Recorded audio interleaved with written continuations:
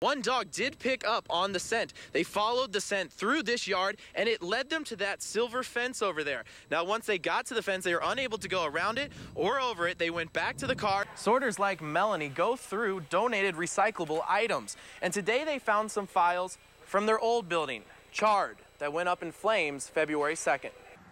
Now, that one fatality happened to a driver not wearing a seatbelt.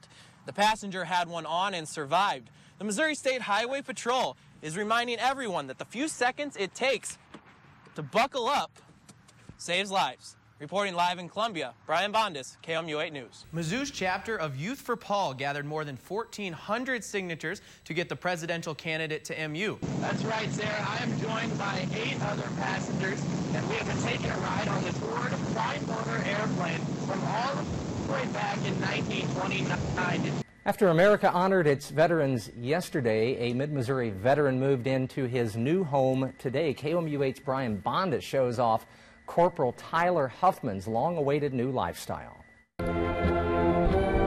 This isn't your typical open house. You couldn't ask for a better house. I mean, you can't build a better one. This is everything we wanted. That's the way this house is built. Jefferson City's Operation Tyler joined with national organizations to build Tyler Huffman a new wheelchair-accessible home, one he and his whole family can enjoy. What is it, Matthew? Clean. Huffman was shot and paralyzed from the waist down in 2010 while serving in Afghanistan.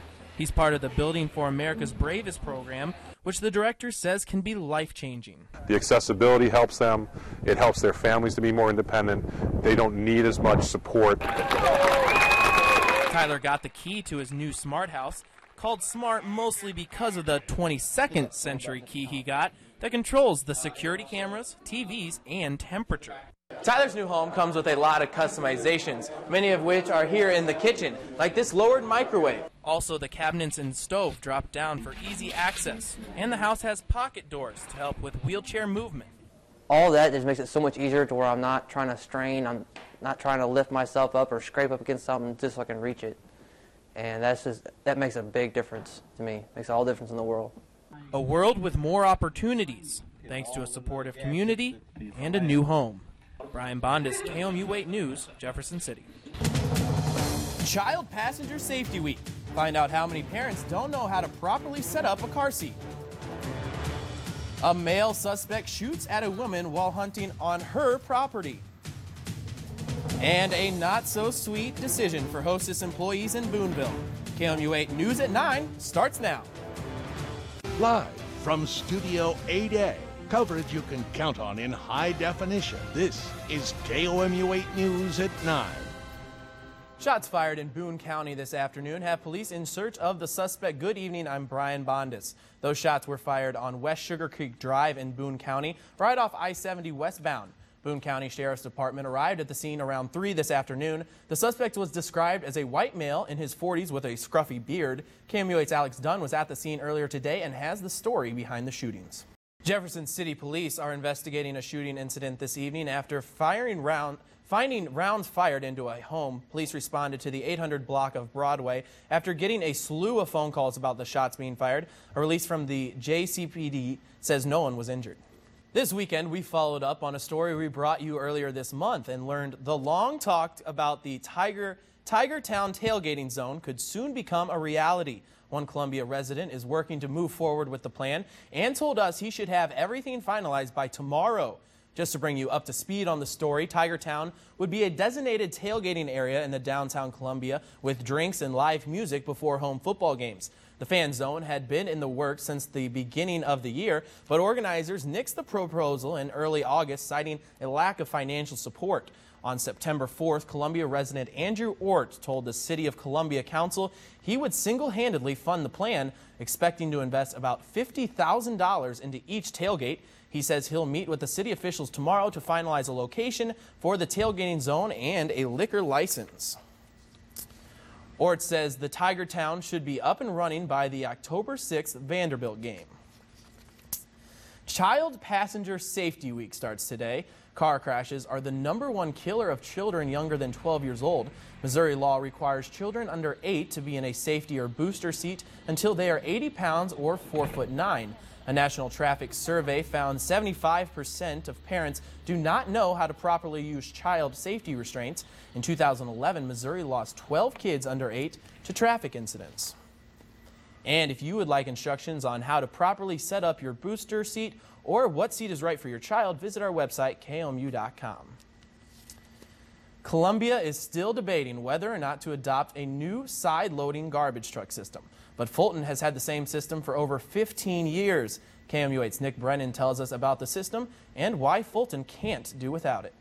Fulton is planning to introduce new front-loading automated trucks to make its trash service fully automated.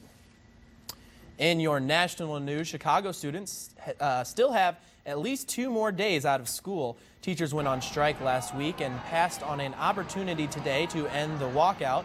The union's delegates got a look at a tentative deal and could have voted to suspend the strike, but they decided they needed more time to study the contract and more time to discuss it with their members. Chicago Mayor Rahm Emanuel said today the city will file a lawsuit to force the end of the t-shirt strike. A security guard shoots at least 4 people outside of a nightclub near Houston, killing 1.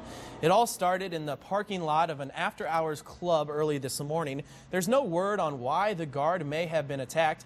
He's being treated in the hospital for injuries. Investigators expect the case to go before a grand jury. A local employer is in a fight with its union, and that has workers worried about their futures. Hostess Brands has filed bankruptcy and is asking union workers to make big sacrifices. KOMU8's Katie Brennan tells us why local Hostess's workers are waiting to find out what happens next. Hostess sent this comment to KOMU8 News. We respect our union employees' right to consider and vote on our proposal, and we'll be holding all comment until that process has been completed. Stay with us. We'll be right back with more news and weather after the break. Over 3,000 people from across mid-Missouri woke up early this morning to support the search for the end to breast cancer.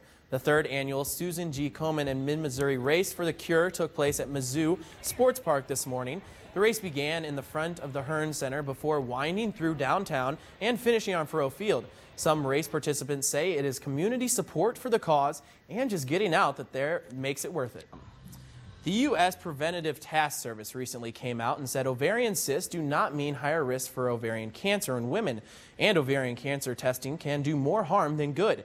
KOMU8 Sarah Duffy tells us about a young Missouri woman who, after a cancer scare, is now choosing to help other women. For more information on women's health and ovarian cancer prevention, visit our website at KOMU.com. The Cards and Dodgers are in for a tight race for the wild card. Coming up, see how today's game moved the Cardinals a step closer to a Hollywood ending.